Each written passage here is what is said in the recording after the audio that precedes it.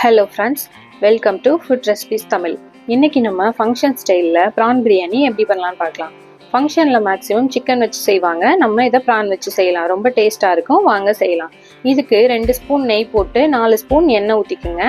இப்போது எண்ணெய் காஞ்சதும் பிரியாணி ஸ்பைஸை சேர்த்துக்கலாம். பிரியாணி ஸ்பைஸை சேர்த்து அதை நல்லா பொரிய விடுங்க. இப்போது இதில் 4 பெரிய வெங்காயத்தை நல்லா ஸ்லைஸ் பண்ணி சேர்த்துக்கங்க. இது எந்த அளவுக்கு வேகுதோ அந்த அளவுக்கு நமக்கு பிரியாணி நல்லா இருக்கும். இது நல்லா கோல்டன் ப்ரௌன் கலர்ல நல்லா வேக வைங்க. இப்போ இது நல்லா வெந்ததும் இதில் 3 பச்சை மிளகா, ஒரு 50 கிராம் இஞ்சி பூண்டு பேஸ்ட் சேர்த்துக்கங்க. இது வந்து ஒரு 3 ஸ்பூன் இருக்கும். இதை நல்லா கிண்டி விடுங்க. கிண்டி விட்டு பச்சை வாடை போனதுக்கப்புறம் இதில் 1 கை புதினா, 1/2 கை கொத்தமல்லி சேர்த்துக்கங்க. சேர்த்து அதையும் நல்லா கிண்டி விட்டுக்கங்க.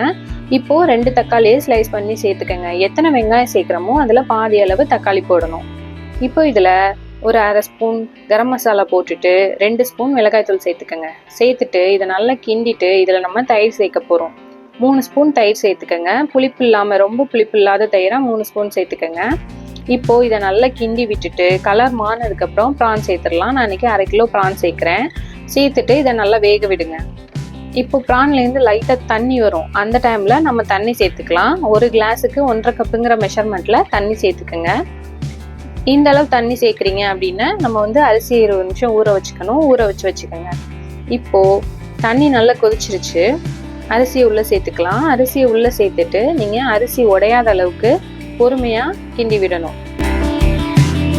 அரிசியை உள்ளே சேர்த்துட்டு இந்த டைமில் நீங்கள் உப்பை வந்து சரி பார்த்துக்கலாம். உப்பு எப்படி இருக்கணும் அப்படின்னா, இந்த அளவு தண்ணி வச்சிங்க அப்படின்னா உப்பு லைட்டாக கூட போன மாதிரி இருக்கணும். அப்போ தான் பிரியாணிக்கு கரெக்டாக இருக்கும் உப்பு. இப்போது 4-5 சொட்டு லெமன் சேர்த்துட்டு நல்லா கிளறி விட்டுட்டு இதை அப்படியே நம்ம தம் போட போகிறோம்.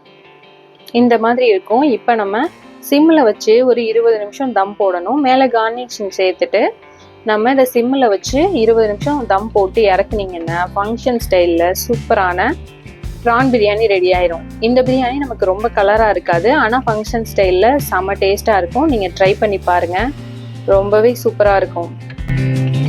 இந்த ரெசிபி பிடிச்சிருந்துச்சுன்னா சப்ஸ்கிரைப் பண்ணிக்கங்க. நெக்ஸ்ட் வீடியோவில் பார்க்கலாம். பாய்.